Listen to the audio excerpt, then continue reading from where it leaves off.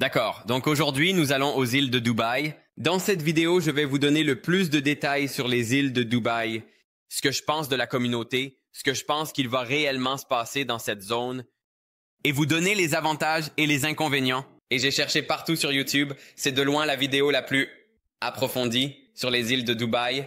Avant de parler des îles de Dubaï, vous devez savoir quelques petites choses. Les îles de Dubaï ne s'appelaient pas toujours les îles de Dubaï. Avant, ça s'appelait les îles Dara, parce que c'est en fait à Dara, Dubaï. C'est dans la partie nord de Dubaï, près de l'aéroport. Donc, si vous êtes déjà venu à Dubaï, vous connaissez cette zone parce que vous y avez atterri. Le nom a changé au fil des ans et maintenant nous sommes aux îles de Dubaï. Et c'est de loin mon nom préféré. Vous vous demandez peut-être, qu'est-ce qu'ils construisent sur cette île? Eh bien, ils prévoient de construire 86 hôtels et stations balnéaires, 2 terrains de golf complets, 9 marinas, un centre commercial complet et beaucoup d'autres choses. Mais maintenant, ce ne sera pas une vidéo entièrement positive. Je ne vais pas juste dire toutes les bonnes choses. Alors, plongeons directement dedans. Emplacement. C'est la première chose dont je veux parler. Les îles de Dubaï sont un peu éloignées du centre-ville, du DIFC et de la marina. À quelle distance? Eh bien, des îles de Dubaï à la marina, c'est un trajet de 41 minutes sans aucun embouteillage. Des îles de Dubaï au centre-ville, c'est un trajet de 33 minutes sans embouteillage. Et au DFC, c'est 31 minutes. Pourquoi cela a-t-il de l'importance? Eh bien, si vous vivez ici et que vous devez vous rendre dans ces autres zones, ce n'est peut-être pas pratique. Maintenant, 30 minutes, ce n'est pas trop mal, mais une fois qu'il y a du trafic, ça peut devenir pire et nous allons parler du trafic un peu plus tard. Mais d'un côté positif, je crois vraiment que cet endroit ne sera pas destiné aux résidents à long terme. Ça va probablement être surtout pour les gens qui viennent ici en vacances. Les îles de Dubaï vont être l'endroit où ils iront. Bien sûr, ils vont aller jeter un œil au centre-ville. Bien sûr, ils pourraient aller voir Palm Jumeirah et la marina. Mais ce n'est pas quelque chose qu'ils feront tous les jours. La plupart de leur temps sera passé sur l'île elle-même. Et ils auront tout à l'intérieur de cette communauté, donc ils n'auront même pas besoin de partir. Et d'un côté positif, c'est proche de l'aéroport. Donc ils peuvent rapidement se rendre aux îles de Dubaï. Maintenant, un inconvénient que je veux mentionner, c'est que les îles de Dubaï se trouvent à Dira. Vous êtes en concurrence avec beaucoup d'hébergements bon marché. Pour vous montrer, ce que je veux dire par là, je vais ouvrir une carte Google ici qui affiche des hôtels dans la gamme de 60 $ et vous pouvez voir qu'il y a beaucoup de résultats de recherche. Ils sont littéralement partout. Pourquoi? Parce que Dira est connu pour être bon marché. Alors, est-ce que bon marché signifie bon? Non. Dans ce cas, bon marché signifie très mauvaise qualité. Si quelqu'un veut obtenir quelque chose de bon marché, oui, c'est peut-être la zone qu'il lui faut. Et j'ai vu beaucoup de gens aller dans cette zone chaque fois qu'ils déménagent à Dubaï et qu'ils veulent quelque chose de bon marché pendant leur séjour ici, ils vont séjourner à Dira. Maintenant, le seul inconvénient de cela, c'est que ça va évidemment donner une mauvaise image des îles de Dubaï.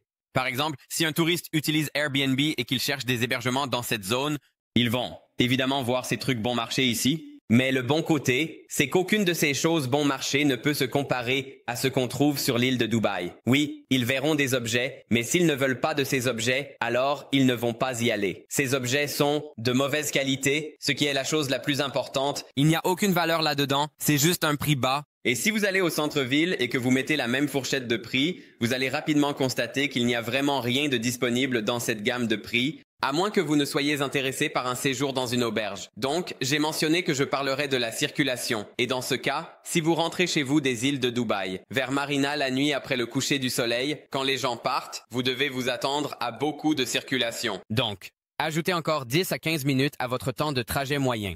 Maintenant, la bonne nouvelle, c'est que, comme vous pouvez le voir dans cette vidéo juste ici, ils construisent de nouvelles infrastructures, de nouvelles routes, de nouveaux ponts, de nouvelles autoroutes, et tout cela est en cours de construction, en ce moment même. Donc, ce problème de circulation actuel devrait être résolu d'ici le moment où tous ces investissements seront remis à leurs investisseurs. Cette première plage que vous voyez ici est réservée aux personnes qui ont des chiens, et elle est gratuite, donc vous n'avez rien à payer de plus. Donc, cette première plage que nous avons vue était pour les chiens, et ici, c'est pour les personnes sans chiens. Et j'étais vraiment surpris parce que la plage est très longue. C'est seulement une petite partie des îles de Dubaï. Vous aurez évidemment beaucoup plus d'accès à la plage, mais pour l'instant, c'est déjà environ 1 km à 1,5 km. Kilomètres de long. Maintenant, le plus important, parlons des opportunités d'investissement ici aux îles de Dubaï. Ici, ils ont Beachwalk par MTZ, qui est un promoteur immobilier de niche, et c'est ici que cela sera. Donc, comme vous pouvez le voir, nous aurons des vues sur le waterfront,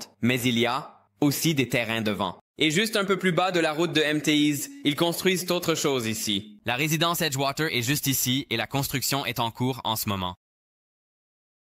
Et juste ici, nous avons un autre projet de MTS qui va être lancé ici. Donc, à proximité, Michael a vendu tous ses terrains à des entrepreneurs privés, des promoteurs privés.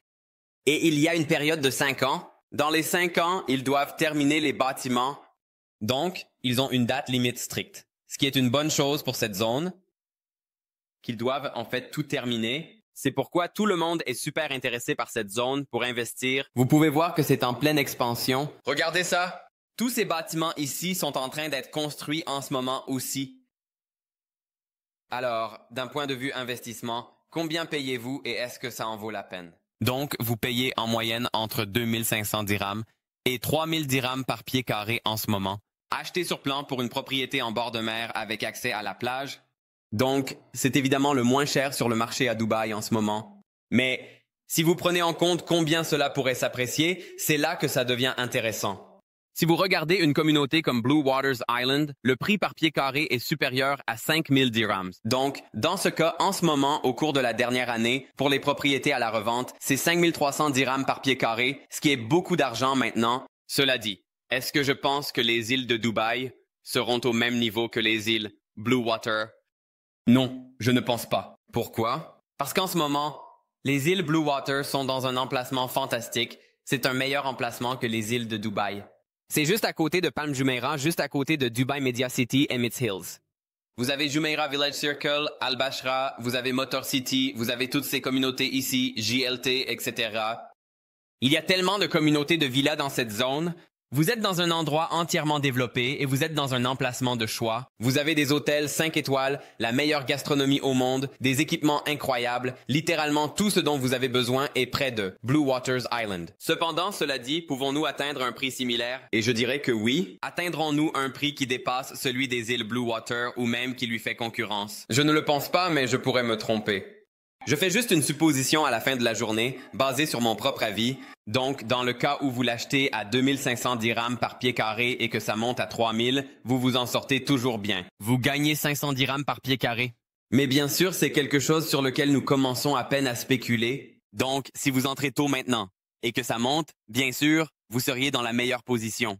Parce que vous entrez maintenant, il n'y a rien là-bas. Ensuite, comme les îles de Dubaï sont si proches de l'aéroport, il y a beaucoup de bruit. Vous pouvez l'entendre?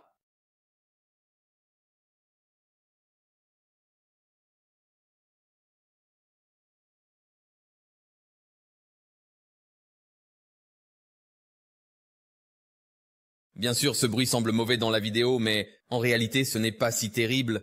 De plus, si vous gardez à l'esprit que l'aéroport DXP, est prévu pour être fermé et déplacé vers Dubai South, c'est beaucoup mieux parce qu'à ce moment-là, la valeur de ces propriétés va augmenter. Mais, pour être totalement transparent, cela prendra du temps.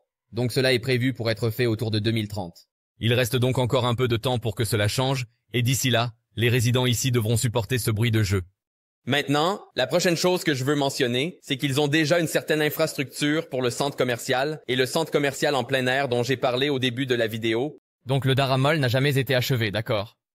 Il était prévu que ce soit un centre commercial, avec un toit rétractable, quelque chose qui permettrait aux résidents et aux touristes de faire du shopping la nuit, avec le toit ouvert, comme une expérience en plein air. Il n'a jamais achevé. Nikhil est toujours à la recherche d'un acheteur pour cette propriété à ce stade. Ce n'est pas qu'ils ne peuvent pas trouver d'acheteur, mais ils essaient d'obtenir un bon prix. Bien sûr, évidemment. Et à cause de cela, il n'a pas été vendu. Maintenant, la deuxième chose que vous devez savoir, c'est qu'il y a aussi un souk de nuit là-bas. Toute l'infrastructure est là, mais ce n'est tout simplement pas encore complètement ouvert. Laissez-moi vous montrer à quoi cela ressemble. Vous pouvez voir ici, vous voyez ça ici. Ouais. Donc, tout ça était censé être un énorme marché de nuit. Est-ce que celui-ci est ouvert? On dirait que non, ce n'est pas le cas. C'est aussi fermé. Une partie est encore ouverte. L'ensemble n'est pas ouvert, mais une partie l'est.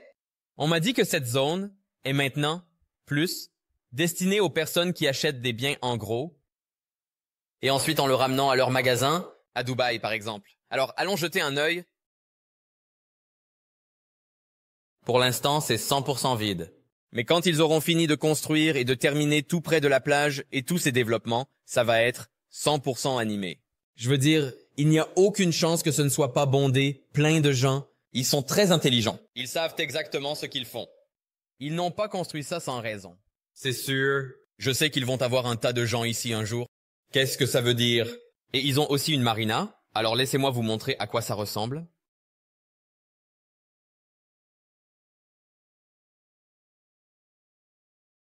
Si vous voulez en savoir plus sur comment acheter une propriété ici à Dubaï, que ce soit sur les îles de Dubaï ou dans n'importe quel autre endroit, vous pouvez utiliser le lien ci-dessous pour réserver un appel. Je peux passer en revue chaque détail, comment acheter la propriété, les meilleurs quartiers, les meilleurs promoteurs, comment obtenir le financement si vous en avez besoin, et bien sûr, après l'achat, comment obtenir un visa doré. Nous pouvons faire cela pour vous, personnellement.